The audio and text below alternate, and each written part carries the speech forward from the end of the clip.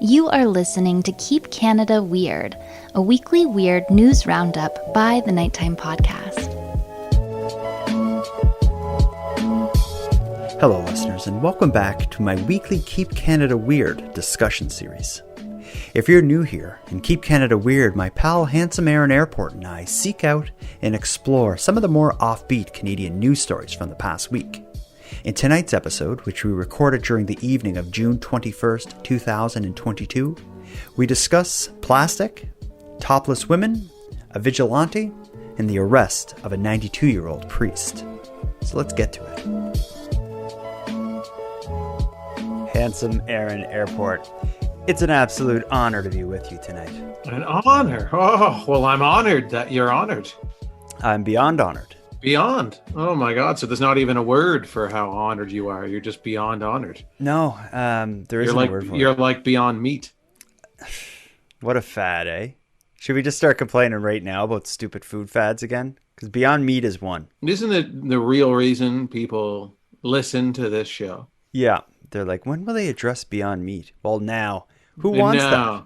Who wants it? What's the deal with it? Like this idea of like a hot dog. Like, what's in a hot dog? You know, if it's not all beef, like what weird stuff do they put in there? You wouldn't eat a hot dog if you knew what was in there. Could you imagine what's in like Beyond Meat? Like a guy in a lab coat brings out like a beaker and he's like, I think if we put this in. I thought we had it. I thought, years before Beyond Meat, we've had the veggie burger this entire time. Yeah. Oh, it's just marketing, right? Beyond Meat is just like, I think that may even be a brand name of. Well, it's some kind of it's a lab created meat or something, isn't it? But like the veggie burger is far superior to the Beyond Meat burger. I don't know. Especially if you get especially if you get a black bean burger, those are delicious. But do people who don't eat meat, like, are they just beating down doors wanting burgers?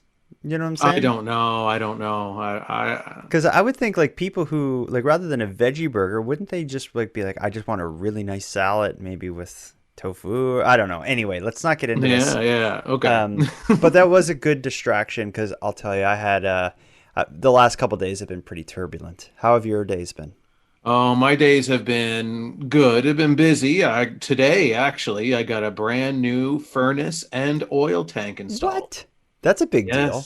Yes, it is. In my world, it is. Were there a bunch of like strange people coming up and down your basement stairs lugging stuff? How did they get the old oil tank out? The oil tank is outside. Okay. Yeah. So that was very easy for them to replace and remove. And then the furnace, it was fairly easy as well. Okay. Yeah, wow. But they were there all day. So, I had me and the cat stayed upstairs. That probably made your cat nuts, right? Well, I stayed up here with him for most of the day. I went down to eat and, kind of check in on things every now and then. But I knew he'd be freaked out up here alone with the door shut in one of the rooms. So I kept him company and he was, very appreciative of that.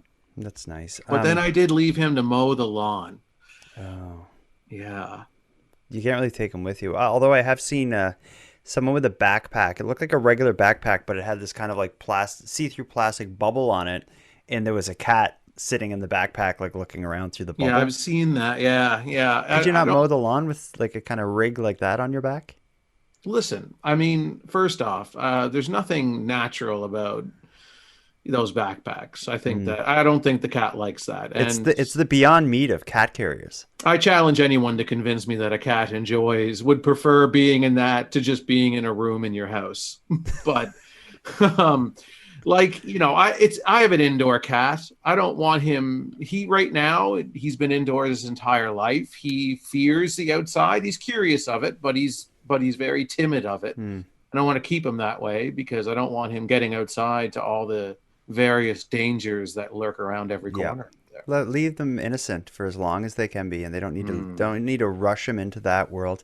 Let me tell you what happened to me. I could roll the Canadian crime intro for this. I'm not going to because it wasn't necessarily a crime. It was a suspicious person. So 2 days ago, I was in my living room doing something. I think I was cleaning or walking around playing guitar to myself or something.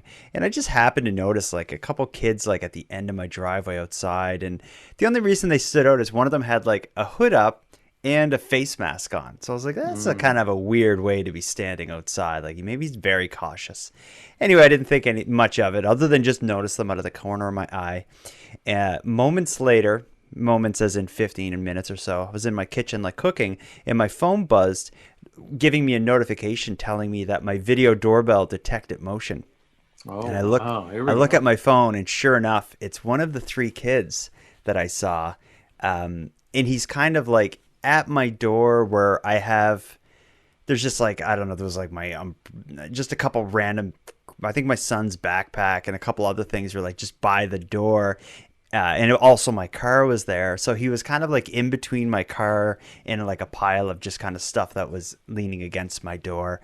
I just looked at him for a split second and knew he was either trying to take that stuff or trying to get in my car or something. This is at, say, 4:30, 5 o'clock, broad daylight. Wow, So, really? yeah. So anyway, being extremely brave, I opened my door and startled the kid like crazy. And when I say kid, he was probably 17 or something. Okay. So then, yeah, that's when they're getting large enough that they could, probably take you down. Yeah, he was probably the same size as me, this kid. Mm-hmm. And I asked him what he was doing, and he's like, I'm looking for my friend. Is this my And I'm like, what's your friend's name? And he's like, Then I told him, like, I was like, get out of here. He started walking down my driveway to leave, and as he was walking away, I was kind of following him, make sure he left. And I asked him why he came to my house, and he said, my friends told me to. And then there was like I realized he's walking to these two other kids that were the other kids with him. So I confronted the group of them, and Wow. yeah, I'm lucky I didn't get my butt kicked. If I were them, I would have completely killed you. I realized that the one who came to my yard was kind of the brazen one, because the other two were terrified that like an adult was coming over. And they very quickly threw the guy who came to my house under the bus, saying he wanted to go up there. He wanted to go up there. We didn't tell him to do it. And he's like, and then he started turning on them like, you guys told me to. And then they all started arguing. And eventually I just told them never come near my house again. And they walked off. Wow. Good for you. You know what I did next? Did you call the police? Yeah, I did. Yeah. Yeah. And the police said like, it's not really a crime to come up by your door, but like, yeah, they shouldn't have. And then the police officer is like, thanks for wasting my time. Yeah. No, actually, I showed the police officer on my phone the video that my video doorbell captured, and right away the cop said, I know that kid. So I have a feeling I know that guy. So it's certainly not the first time. I'm just lucky that I had a video doorbell. And for anyone out there who, this is not an ad, but I like video doorbells. Like I have a Ring one. Those things are so amazing. I feel they make me feel more secure than my security system, which costs 10 times more money than the Ring doorbell. You get to see anyone come into your door. You can talk to them in real time, and it's all archived. So if any weird creeps are in your driveway or at your door late at night, the next morning you can see what you missed, which is kind of cool. Yeah, I have a similar camera. It's not the doorbell, but I have a camera that does the same thing. I can talk through it. It alerts me whenever it detects motion. And there's a lot of different ones on the market, so you can pick your poison. Oh, certainly. Well, anyway, that was my experience over the last few days. I'm frazzled and razzled, but everything is back to normal, and I'm ready for the best time of the week, which is Tuesday nights, where you and I keep Canada weird. Yeah, so weird. It is so weird. It was weird that those kids did that, but also like a bit. Well, not so much weird. I mean, you and I have both been teenagers before, and we've done some things. I know, and that's always what I think of when when some young person does something that bugs me. I think I was so much worse. Oh my God, yeah, I've done way worse than what that kid did. Yeah. Well, let's get into it. We have a full show. We don't have a specific theme tonight, although sometimes the theme sort of reveals itself as we start talking. But in short, in tonight's episode, again, we have a mixed bag. We're going to talk about an arrested priest who's 92 years old. We're going to talk about plastic. We're going to talk about topless women and the right for them to be topless and the fight for them to be topless. And then we're going to get into the war over a vigilante in small town New Brunswick. I like the way you pronounce that. Vigilante. Vigilante. How do you say it? Vigilante. Vigilante. Vigilante. Vigilante. Okay. Not to get into a pronunciation war here for the 8th time on this since we started this show. I'm sure we'll get maybe some voicemails on that. Yeah, What's I the think proper it's way? vigilante. I think is the proper I pronunciation. always hear it vigilante. All right. Well, we'll figure that out later. I'm going to Google it when we're done. Well, I've introduced the stories, but I want you to tell me where we start with this, because this is going to be a bumpy ride, because this is going to be taking us from one story to a completely detached story in terms of theme, genre, and content. Mm-hmm. What do you want to start this? Let's start off with let's go with the plastic, since I just saw you drinking out of your metal straw. Oh, perfect. Yeah. I've been using metal, and I actually have a few glass ones as well. Anyway, the reason that was a good segue is because single-use plastics are a big topic of interest for retailers, people who care about the environment, people who are in waste management. It's such a concern. Well, I don't know which came first, the chicken or the egg, but it's a concern to the point that government legislation is actually banning single-use plastics in Canada by the end of 2025. That is when the full ban is set to start, and that is likely not news for a lot of people. I think people are aware that this is coming and that there's a move to get rid of single-use plastics. We probably, on a day-to-day basis, where you see it most, again, is when you go to a restaurant, not a restaurant, like a takeout place, you may have the paper straw or the weird wooden fork and knives that you get. I don't mind the paper straw. Some people complain that it gets soggy, but that's only really if you have your drink for an extended period of time. And if you're screwing with your straw, like chewing on it and bending it stuff, if you just open something and drink it, I think the straw paper works. straw is fine. The paper straw works perfectly fine if you just use it normally. In any inconvenience that a paper straw introduces is certainly worth the other side of that is the amount of straws that it diverts from landfill and whatever else. But I'm going to read you a short article because there's been some kind of updates and clarifications within this ban. You could call it the beginning of the end for many single-use plastics. Ottawa rolling out its plan to cut plastic waste in an effort to help the environment. We've been seeing the shift away from single-use plastics. A number of grocery stores have already eliminated plastic bags. Many fast food restaurants offer paper straws, but the federal government is looking to make this more widespread.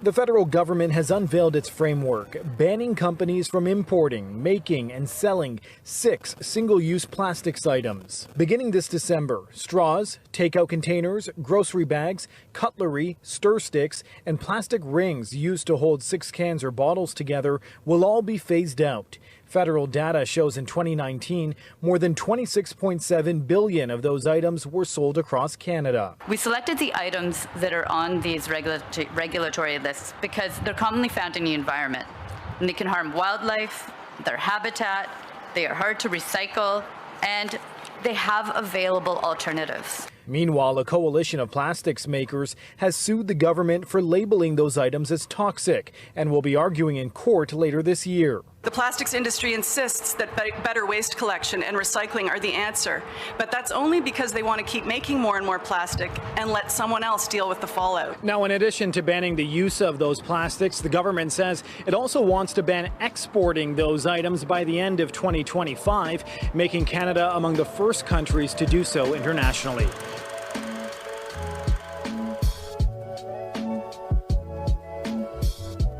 The amount of plastic garbage that has come out of my house and been involved in my life over the last 10 years alone, and there's just it's just so much of it. And I recycle, but I don't know a lot of people that take the straw out of a plastic straw out of a fast food cup and recycle that. Some people probably do, but I'd say most people throw the entire takeout cup in the garbage. And then the idea of the single-use plastic and targeting that, I think it's really smart, because it's what I've seen lately is I'm really realizing how many items have or things that I buy regularly have just a little tiny piece of plastic that is just so disposable. I'm realizing it as they're switching to, paper or the bamboo or whatever. Like we talked about the straws and the cutlery at McDonald's or whatever it is. But I just noticed today I opened a loaf of bread, and like the little plastic thing that keeps the bread bag shut. The bread that I had, those were made of like a heavy kind of cardboard. And just okay. So it's not corrugated cardboard. So rather than that being a little piece of plastic I throw in the garbage or whatever, it's a little piece of paper that I just throw in my compost bin. Yeah. It's just, I think the issue is that, yes, like, theoretically, you can recycle plastic and recycle it back into the Canadian economy, and it gets used for something else. But like, the issue is that a lot of people, even when recycling, aren't doing that, aren't recycling those little things, they're throwing them in the garbage. And then probably too, like the wooden or cardboard, twist ties or whatever, like they're getting thrown in the garbage too, I'd imagine. Oh, certainly. Most people just with little things are not going to recycle them. Yeah. And then also there's this whole question of, even if you do recycle it, where does it even go, and how, like, what waste is involved in that whole thing? But either way, it's like the whole, like reduce, reuse, and recycle that we were taught in school. That order that those words are put together is the priority. Like, if you can reduce the use of the plastics, that's best. If you can't reduce it, or if you've reduced it to capacity, you want to find a way to reuse it in some way. You go to a takeout place and your food comes in this nice plastic that you can wash and reuse. Great. But if you can't reduce it, if you can't reuse it, the next best thing, I guess, rather than throwing it away, is to recycle it. But it takes energy and whatnot. But I think using that kind of methodology, is this ban on single-use plastics is forcing manufacturers and businesses to look at all avenues to reduce the amount of them that were the amount of single use or just plastic in general that we're using. And so far it's been a success. Another thing I'm waiting for, I think I've talked about this on the show before, but I saw A&W bought the right to use this new kind of like coffee cup that's a takeout coffee cup that doesn't use a plastic top. So like Tim Hortons have the paper thing with the plastic that sits on it. There's some new version that A&W is going to be using apparently in Canada that is like a full paper cup. It almost sounds like a juice box for coffee or something. But apparently in other countries it's being used and people are loving it. But the whole thing, I guess, is compostable, which is pretty sweet. Yeah, and that's the key, is that, like, even if at least if it goes to a landfill, like plastic's going to sit around forever, whereas at least if it's compostable, it's going to, eventually deteriorate and go back into the earth. But A&W is really coming after that coffee market. Yeah, they're really flexing their muscle here. I've tried their coffee. It was always that Van Hout coffee, or Van Hout, however you say it. Someone please correct me. Well, let's move on to the next topic here, because we got a full card. Single-use plastics are coming, but are women's rights to go topless in public coming in all parts of Canada? A battle in Montreal is underway now to get them the rights to do that. Let's talk a bit about this. Are you aware, before we got into this, did you see any of the articles going around about the protests in Montreal for women to go topless after Quebec City police harassed a sunbathing woman? No, I haven't. No, I haven't seen any of the articles. I don't Google topless as much as you do, so. Yeah, it just happened to come up in my topless. Yeah, it just happened. Yeah, it wasn't. I go on Google Images and I search like topless Canada filtered by news. Yeah. So listen to this. After a young woman in Quebec City was hassled by multiple police officers for sitting on a blanket topless, knitting while smoking a cigarette on a sunny day, a topless demonstration took place on Sunday in Montreal.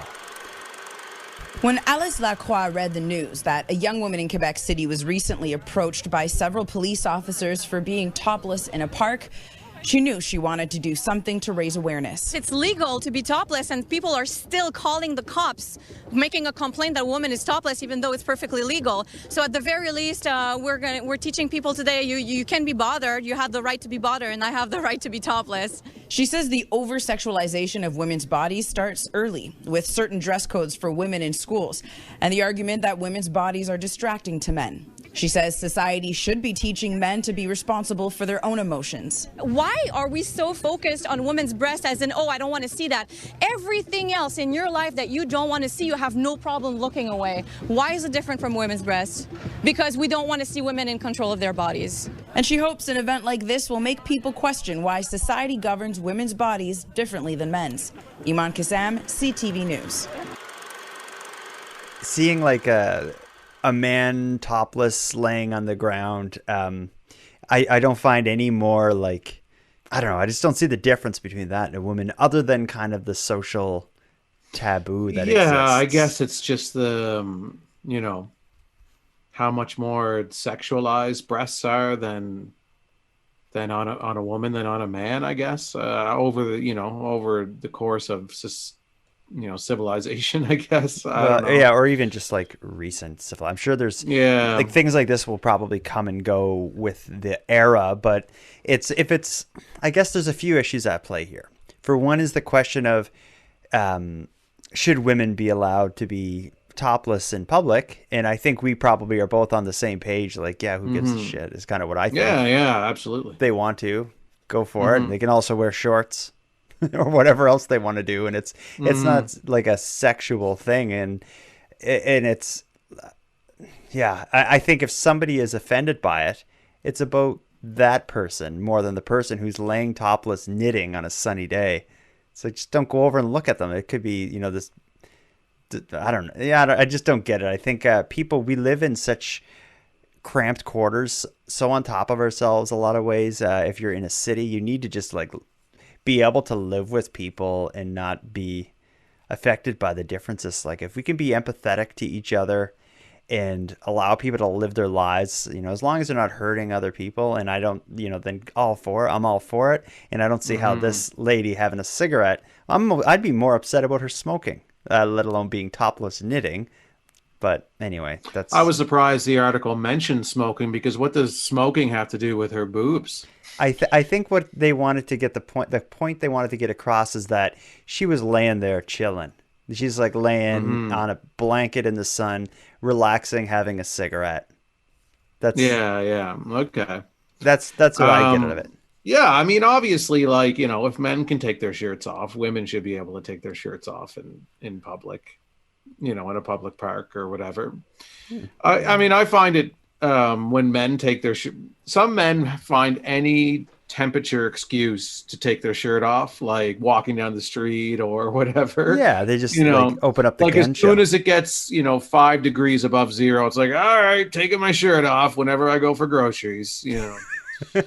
Like you're driving down, it's like just the start of spring, and you just see dudes walking down the street with no shirt on, and I'm like, why are you so apt to take your shirt off? Well, they're hot. Good for them. Like like I said, guess, it's not hurting you. That maybe that doesn't hurt me, but I find that more offensive than I would a woman walking down the street. Because I would understand, like, you want to give them some sun, and it's probably good, to have. These are parts of the bodies that don't get exposed to the sun very often. So yeah, but I just don't see the difference between there is no difference. No, not in reality. There is no difference. It's just some people have hang-ups about it and some people don't. So people have hang-ups about a lot of things. But how about this though? The other issue that we see is, so it's like the article explains, it's not illegal. There's no laws being broken here. So why would the police show up in the first place? It's like if I called and I said, there's a woman sunbathing topless, and that's not illegal. Why would they do something versus if I called and said there's a woman knitting in the park here? And they'd be like, is there, what else is she doing? Nothing. She's just laying there knitting. Oh, that's not a crime, ma'am. Like they shouldn't just investigate and approach people who are doing things that aren't, like, if a crime is not had not occurred. And then the idea of, we don't know how this interaction happened, but one cop shows up in something that happens. It seems like she probably challenged him, but it results in him leaving and coming back with 5 more officers. Yeah. And then how does that end? Because she didn't do anything illegal. They don't charge her with anything. Do they just all come back and like, we just, Hopefully it wasn't like, you got to check out this topless girl at this park and, why don't you come back and we'll all handle it together. I hope not, but I wouldn't put it past Hopefully them. not. Yeah, that's the thing. Like, who knows how that interaction went, but certainly, yeah, there's no difference between a man with his shirt off and a woman with her shirt off. And if it's not illegal, just let her do her thing. Do her thing. It's a park. It's a park. We're all there to enjoy it in our own ways, as long as we're not hurting anybody else. Yeah, she wasn't like running around trying to breastfeed people or something. Like, it's just, she's doing her thing. And if she was, I mean, with the cost of food these days and inflation. Yeah.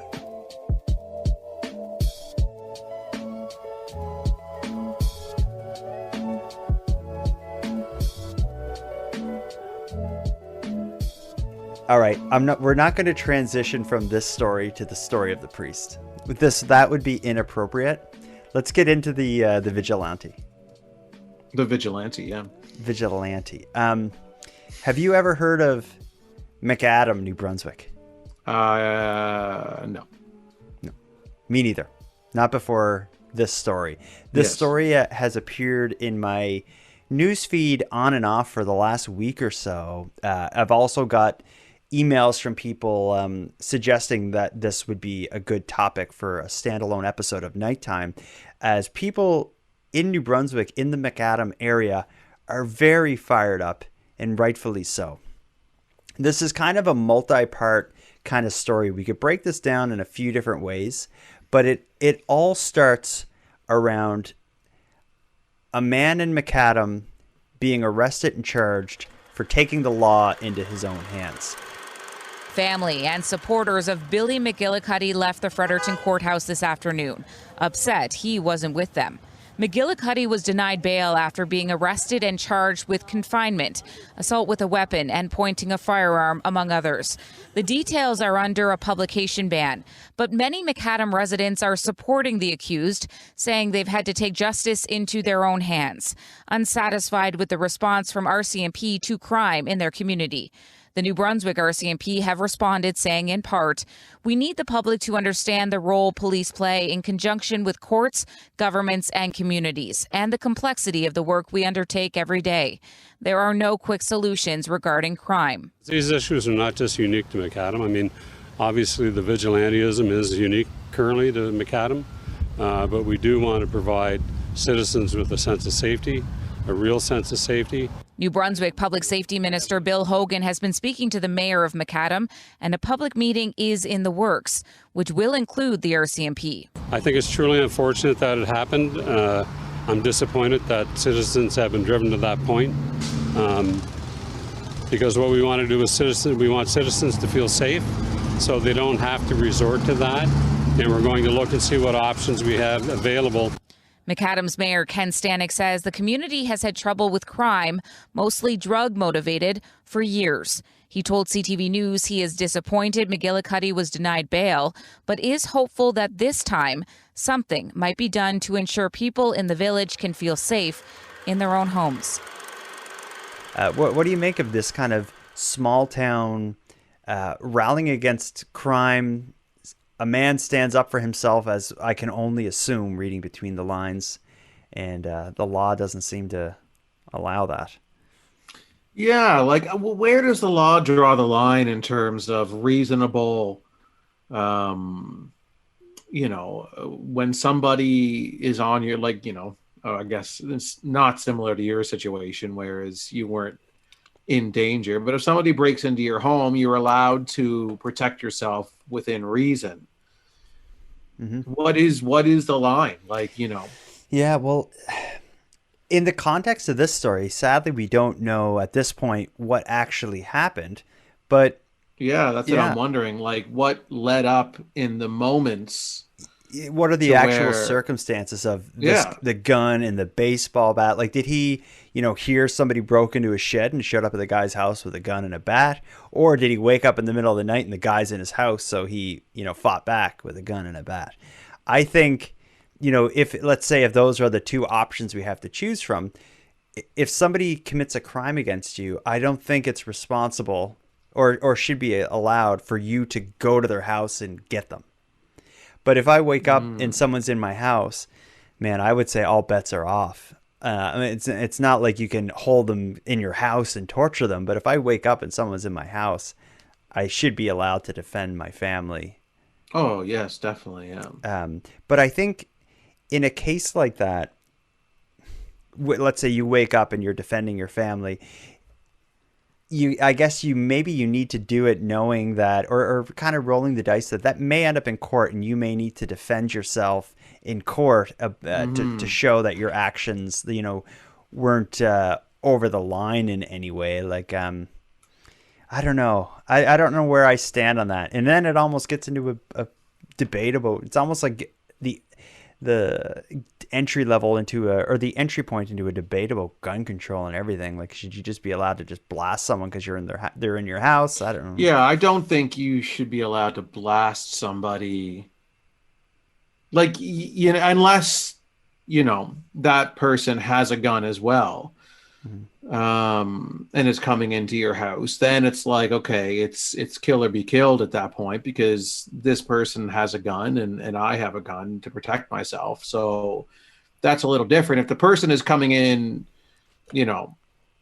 unarmed, and you blast them, I think that's a bit of a, tricky situation. Yeah, but also, if I'm just and I'm just playing devil's advocate here, if I'm just in my house and someone comes in, do I owe it to them to, like, get a good look? Like, does he have a knife? If he has a knife, then I should get a knife. Yeah, Or look at him like, should I fight this guy? Like, can I take him and protect my kids? If he's bigger than me, I should grab a knife, but I shouldn't go too far. I almost think, like, if he's in my house and I have a rocket launcher next to my bed, I think I'm probably like, I'm going to shoot this guy with the rocket launcher and figure the rest out in court, if that's what ends up. Well, yeah, because, I can't say what I would do in that situation. You may get so amped up and scared in the moment that, it's just what you do. You just do it to end it as quick as possible, protect you and your family, as effectively as possible. Like, you're who knows how you would, if you've never been in that situation, how you would handle it and how rationally you'd be able to think in the moment. I think whatever you do, I think you just need to, like, I don't know how the law should be written to accommodate this, but I think whatever you do in that case, you should be able to justify it in a courtroom when emotions have cooled later. But I guess you have to think pretty quick, though, to, if you're in the moment and someone is in your house and you're not sure if they have a gun or not, and then you're in this moment, like, how rationally can you think and how quickly can you think in that moment? But I think like, a part of the justification could be, I woke up, someone was in my room, and I keep a gun, wherever, and I pulled it and shot. I shot him in the head. Then maybe that's like, that you went too far. I shot him in the leg. Yeah. I don't know. It's a really slippery slope and a complicated issue that I think, I'm sure government hasn't been able to write laws that, adequately handle it. But I think ultimately it needs to be, you just need to, I feel like it should be done in a way that you need to be able to justify what you do. Yeah. Because, they leave it somewhat vague the way it is now, and probably because that's just the best that they can come up with, because you don't want it getting to the point where, okay, if anybody comes on your property without your permission, you're legally allowed to shoot them. Because then, somebody steps on your lawn and, you blast them. It's like, well, legally, I didn't want them on my lawn. So shot the guy. Yeah. But I think, like, almost if you hear of like civil suits about negligence and stuff, like slip and fall accidents on someone's stairs or something, and there's these kind of like legal motions where they're trying to figure out, like, was the owner of the stairs actually negligent? Did he go, did he not take care of them and put salt on them, or were the stairs crumbling and a safety hazard? And all this stuff is kind of looked at and considered, and then a decision is made.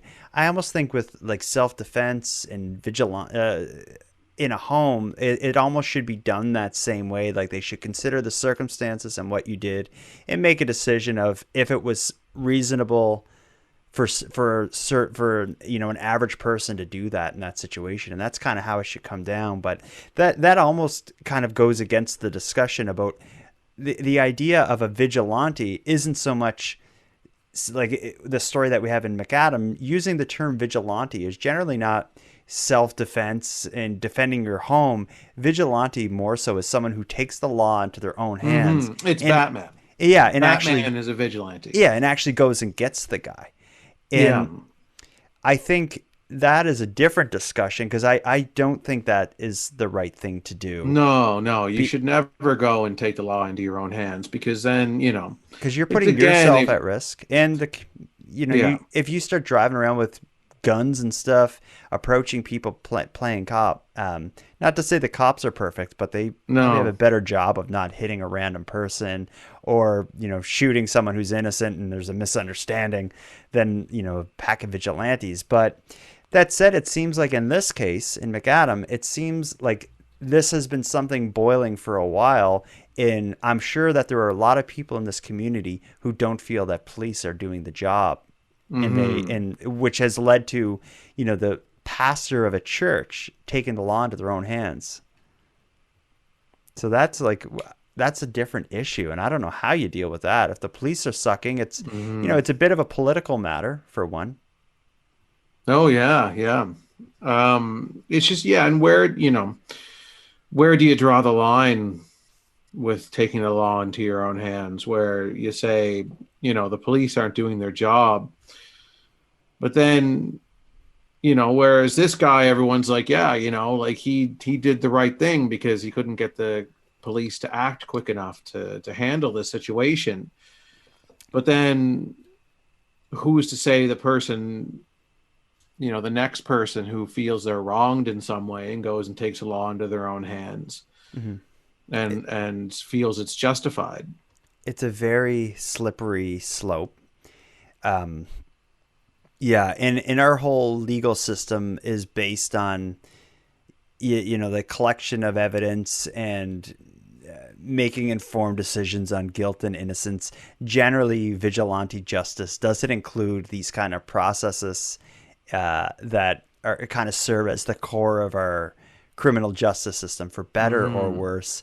And because of that, I can't get behind vigilante justice for that reason. But I think in this case, what he did, this guy is going to wind up as, and whether or not these charges stick or whatever, he's almost going down as a martyr for his community, because it has certainly It has certainly projected a bright light at issues in his community that are going to need to be addressed. And maybe that means a little more funding to hire another cop or two, but something has to be done if it gets to this point. And if you actually have the mayor showing up, backing this guy up. That's the thing. Yeah. Clearly in this situation, there's a large issue with the, the police force and how effective it is and understaffed it is, in that area. And clearly that needs to be addressed ASAP. Well, let's move on. This is going to be a good segue, because we've just been talking a lot about justice. A topic and something I think a lot about is when you see a story of like this super old man or woman getting arrested in their last years of life for a crime they committed, 60 years ago or something. Is that justice, and is that appropriate, and what kind of issues are, to be discussed with that? Where I think of it I was watching for a while this show. Actually, it was a documentary series about hunting kind of the last known or the last Nazis? surviving Nazis. Mm-hmm. And it was, they were trying to have them arrested and brought to justice before they died. So it's basically kind of like hunting down, like, this guy's 96 and, he may have months to live, so we got to get him in jail. The story that came up in the news kind of brought back some of my feelings about that. This is a very deep and complicated story because it involves a lot of huge issues for Canadians or people around the world. But ultimately, it's the story of a 92-year-old man who is charged following an investigation into historic sexual abuse at a Manitoba residential school. A priest who worked at a residential school in Manitoba has been charged with a sex crime. Sometimes you wonder if they were believed, right? So now the truth has come out. Following an 11-year investigation into sex abuse allegations at the former Fort Alexander School on Sagging First Nation, RCMP arrested 92-year-old retired priest Arthur Moss at his Winnipeg home on a charge of indecent assault. Mounties say the alleged offense occurred between 1968 and 1970 when the victim, a woman, was a 10-year-old student at the school. The victim in this case has endured a lot throughout the investigative process and has stood firm in speaking out about what happened to her. The most important thing to her today is she was heard. The school opened in 1905 and closed in 1970. Following a ground search at the former site last year, the First Nation reported this month 190 anomalies were discovered. It's not yet known if any bodies are here. News of a criminal charge has brought some relief to the community. I think that's just like justice slowly coming to light. Like maybe that'll give some families some comfort. For many, it is also triggering painful memories. It's going to re-traumatize our membership, right, that attended the school again. Anytime that we talk about it, something comes up.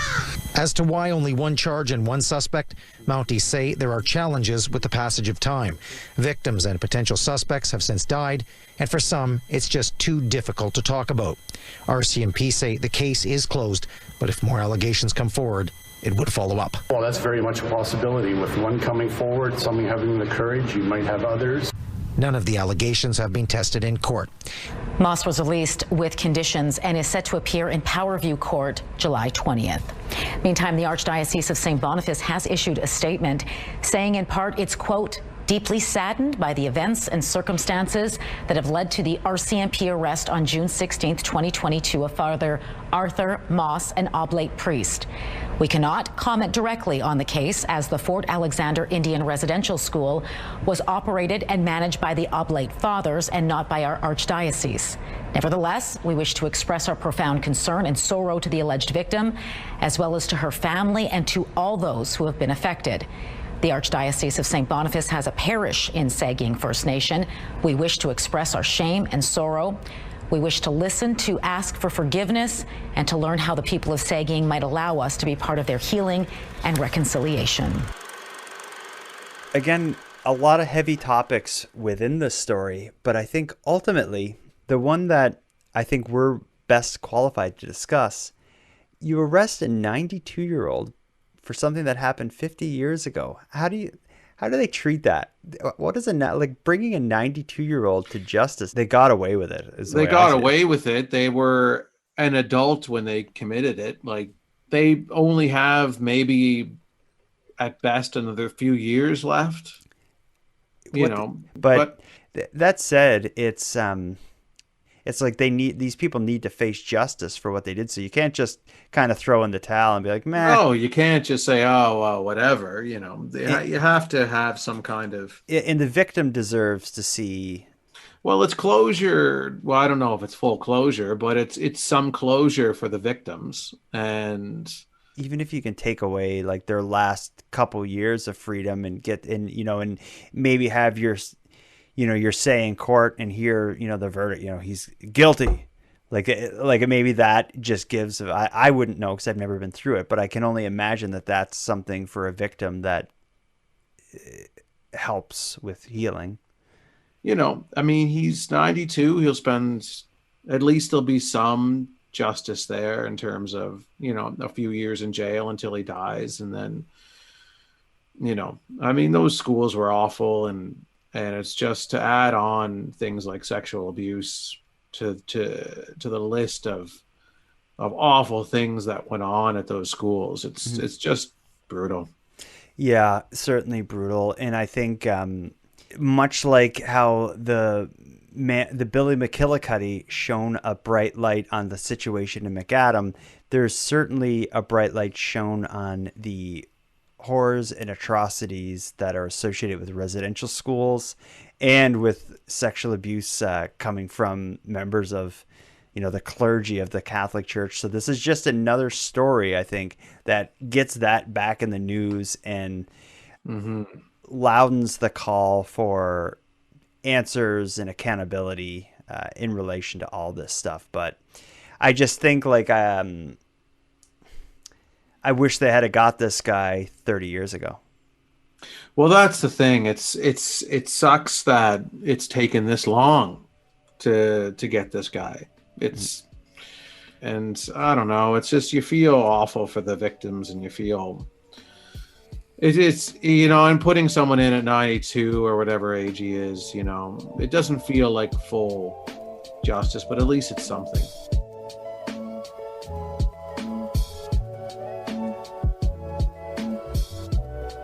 We need something light to end this. We can't go out on this note, Aaron. What do you got? How can you lift this up here? How can I lift this up? Oh, that's a lot to put how do on you, me like at when the you very talk end about here. Sexual abuse at a residential school and a 92-year-old man going to prison? What's a light way to top that off? A light way to top it off. I don't know. That's again, it's a lot of pressure on me. I don't have anything light on my mind right now. That story has, okay, well, has brought me down. You have something? I got something here. I got a good letter to my mailbox. This is like a handwritten letter? Yeah, I love when I get these. I have great. a P.O. box as well that people can write to. And this is what's cool about this. I got this just the other day. It's a handwritten note, 2 pages long, but it's handwritten and then photocopied. So it's like they wrote it on paper, then photocopied the paper and mailed me the paper. Why the hell would they do that? I don't know. This is coming from Ontario. I'm just going to read you a little bit of it because this is going to become an episode of... I kind of have another series that I do, UFOs Above Canada. This is likely going to form one of those episodes. Here's how it starts. I always enjoy the mail I get. Good day, Jordan. My story concerns UFOs and humanoids, which we collectively call aliens. The stories connect to multiple family members. Many in my family have not come to grips to speak publicly about our encounters with these humanoids. The stories date back some 60 years, maybe even longer. I presented some information to some of my unaware relatives several times over the past 50 years. 3 of my key witnesses have passed away now. The visitation started for me when I was quite young, as early as 5 years old, possibly even earlier. Sometimes my timelines have gotten confused, but the experiences were all quite real. I can show you where certain events occurred, but actual exact times of the different events I can only approximate. The most extraordinary event happened in Niagara Falls along the Welland River. My father, an uncle, and my mother's cousins were abducted and examined by our visitors. After the incident, the 3 men did not speak to each other for several years. My second cousin never really did snap out of it. It took my father a few years, but he eventually came around and accepted reality. It would take me a long time to write everything down about everyone. The details of our family members may not be easy to acquire because of possible ridicule from the rest of the family. Some would rather just forget anything ever happened. And as far as myself, I've had multiple visitations from several different races of humanoids. And then, of course, there was a visit from the Men in Black, and it was as real as it could be. 2 friends of mine had obtained a copy of Operation Blue Book, which was written in 73 or 74. They were very secretive about it. Nothing had been blacked out in this copy. It was a strange meeting that day. I knew somehow already what was in the book, even before they showed it to me.